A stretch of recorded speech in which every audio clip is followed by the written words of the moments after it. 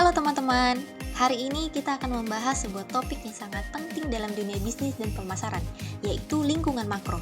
Mengapa topik ini penting? Karena lingkungan makro adalah faktor eksternal yang tidak bisa kita kendalikan, namun memiliki pengaruh besar terhadap keberhasilan perusahaan. Jika kita ingin sebuah bisnis bertahan dan berkembang, maka kita harus mampu membaca dan menyesuaikan diri dengan perubahan lingkungan makro. Baik teman-teman, kita masuk dalam pembahasan pertama yaitu konsep dasar dan urgensi topik. Konsep dasar lingkungan makro adalah lingkungan eksternal, yaitu faktor-faktor besar dalam masyarakat yang memengaruhi jalannya bisnis kita secara tidak langsung. Faktor ini mencangkup demografis, ekonomi, alam, teknologi, politik, dan budaya. Lingkungan makro ini sifatnya dinamis dan tidak bisa dikendalikan. Artinya, perusahaan tidak punya kuasa untuk mengubah tren demografis, kondisi ekonomi, ataupun perkembangan teknologi. Namun, justru karena itulah kita harus memahami lingkungan makro dengan baik. Mengapa? Karena kalau kita gagal membaca perubahan lingkungan ini, strategi pemasaran kita bisa salah sasaran, tidak memenuhi kebutuhan konsumen, dan akhirnya membuat daya saing perusahaan melemah. Sebelum lanjut ke bagian berikutnya, mari kita pahami terlebih dahulu apa yang dimaksud dengan lingkungan makro. Di bagian ini, kita membahas definisi dan teori utama tentang lingkungan makro. Menurut Philip Kotler dan Kevin Landkeller, lingkungan makro adalah lingkungan eksternal yang lebih luas yang mencakup berbagai kekuatan besar seperti demografi, ekonomi, alam, teknologi, politik, dan budaya. Faktor-faktor ini dapat menjadi peluang bagi perusahaan, tetapi juga bisa menjadi ancaman jika tidak diantisipasi.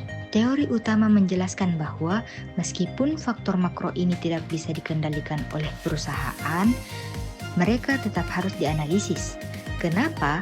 Karena faktor-faktor ini membentuk kebutuhan konsumen, memengaruhi arah pasar, dan menciptakan peluang maupun ancaman. Bahkan, faktor makro inilah yang sangat menentukan keberhasilan strategi pemasaran dalam jangka panjang. Oke teman-teman, selanjutnya elemen-elemen lingkungan makro. Lingkungan makro dalam pemasaran terdiri atas berbagai faktor eksternal yang memengaruhi keputusan strategis perusahaan. Elemen-elemen ini tidak dapat dikendalikan secara langsung oleh perusahaan, tetapi harus dipantau dan dianalisis karena memiliki pengaruh signifikan terhadap pasar dan perilaku konsumen. Secara umum, komponen utama lingkungan makro dapat dijelaskan sebagai berikut. Yang pertama, faktor demografi. Nah, faktor demografi meliputi populasi, usia, pendidikan, pekerjaan. Perubahan demografi akan menentukan segmentasi pasar, kebutuhan konsumen, dan dia juga menentukan arah pengembangan produk. Misalnya, peningkatan jumlah generasi muda di Indonesia mendorong permintaan terhadap produk digital dan gaya hidup modern. Yang kedua, faktor ekonomi. Kondisi ekonomi suatu negara sangat berpengaruh pada daya beli masyarakat. Faktor yang termasuk di dalamnya yaitu pendapatan, inflasi, PDB, pengangguran, yang dimana itu memengaruhi daya beli dan konsumsi. Yang ketiga, faktor lingkungan atau alam, di mana faktor lingkungan berkaitan dengan ketersediaan sumber daya, perubahan iklim, isu-isu berkelanjutan, di mana itu semua mendorong perusahaan untuk menerapkan strategi ramah lingkungan atau green marketing. Yang keempat, faktor politik dan hukum. Hal ini meliputi kebijakan perdagangan. Perubahan regulasi dan stabilitas politik dapat menjadi hambatan sekaligus peluang bagi perusahaan untuk beradaptasi. Kemudian yang kelima, faktor teknologi. Perkembangan seperti e-commerce, kecerdasan buatan atau AI, Internet of Things atau IoT, hingga media sosial.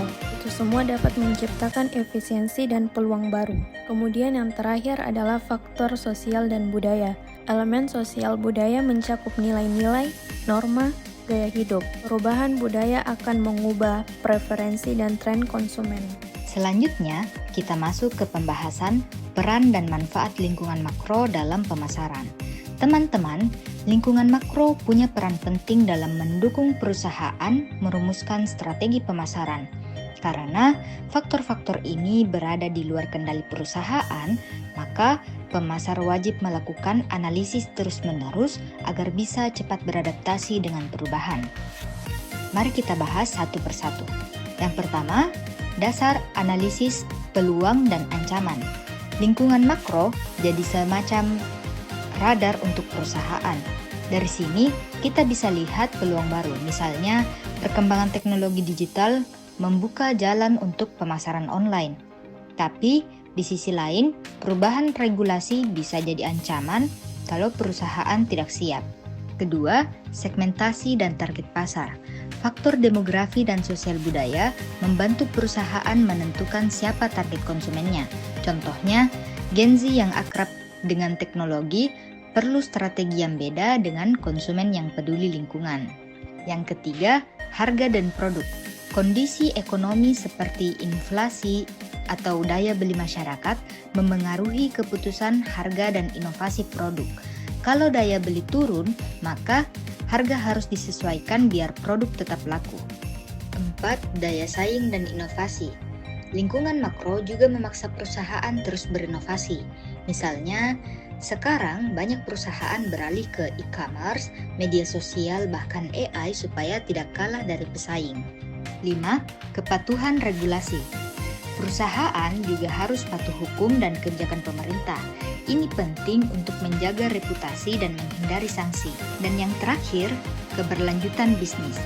Faktor lingkungan dan sosial mendorong strategi keberlanjutan atau sustainable marketing. Artinya, perusahaan tidak hanya fokus pada keuntungan jangka pendek, tetapi juga membangun citra positif dan loyalitas konsumen jangka panjang. Selanjutnya adalah tantangan. Yang pertama, demografi.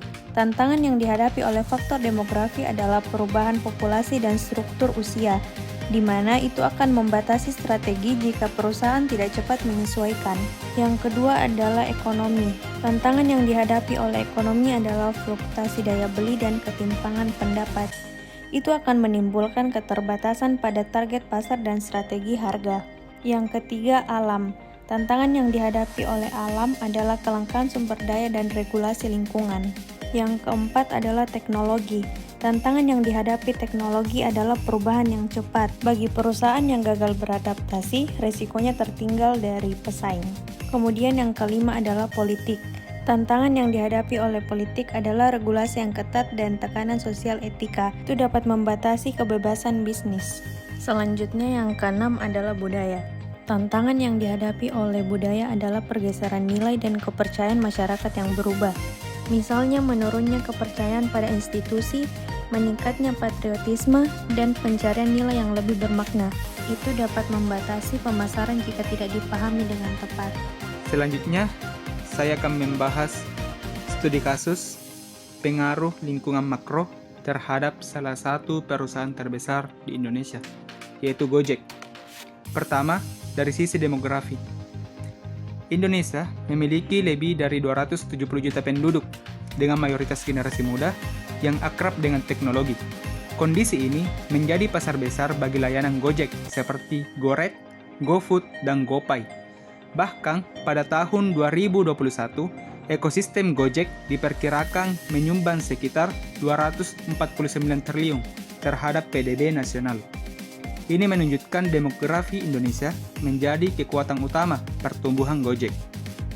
Kedua, faktor ekonomi. Pada tahun 2024, Gojek berhasil mencatat laba bersih sebesar 327 miliar setelah sebelumnya merugi. Pertumbuhan ini didorong oleh layanan fintech, terutama GoPay dan pinjaman digital, yang naik hingga 70% dibanding tahun sebelumnya, yang artinya ekonomi digital Indonesia menjadi peluang besar bagi Gojek. Ketiga, faktor politik dan regulasi. Pada Mei tahun 2025, terjadi demonstrasi besar. Pengemudi ojol menuntut pembagian komisi lebih adil, yakni 90% untuk driver, serta menolak isu merger GoToGrab. Hal ini membuktikan bahwa regulasi dan kebijakan pemerintah berpengaruh langsung pada keberlangsungan bisnis Gojek. Yang keempat, faktor lingkungan alam. Gojek meluncurkan strategi 3 Zeros. Melalui program ini, mereka melakukan penanaman pohon, pengurangan plastik sekali pakai, serta uji coba kendaraan listrik. Targetnya pada tahun 2030, operasional Gojek mencapai emisi nol bersih. Langkah ini memperkuat citra Gojek sebagai perusahaan ramah lingkungan. Kelima, faktor teknologi. Gojek bersama Indosat meluncurkan Sahabat AI, model kecerdasan buatan berkapasitas 7 miliar parameter untuk bahasa Indonesia. Teknologi ini mendukung chatbot layanan pelanggan dan personalisasi aplikasi, yang artinya teknologi digital menjadi kunci peningkatan kualitas layanan Gojek. Dan yang terakhir adalah faktor budaya. Budaya cashless society membuat GoPay semakin populer, sementara gaya hidup serba cepat meningkatkan permintaan GoRed dan GoFood.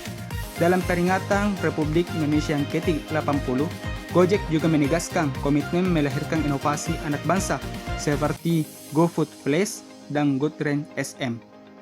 Budaya digital dan nasionalisme inovasi semakin memperkuat posisi Gojek di pasar.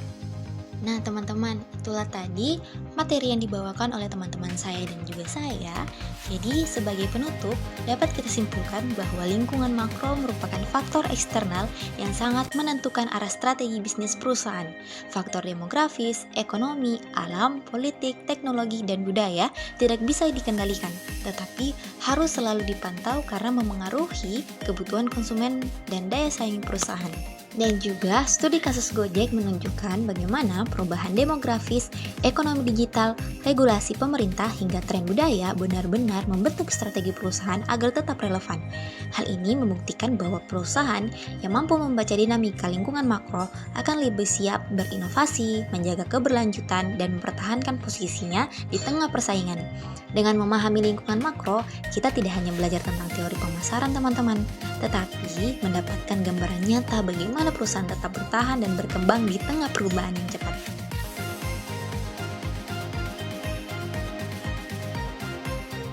Sekian dan terima kasih perhatiannya teman-teman. Semoga pemaparan ini bermanfaat.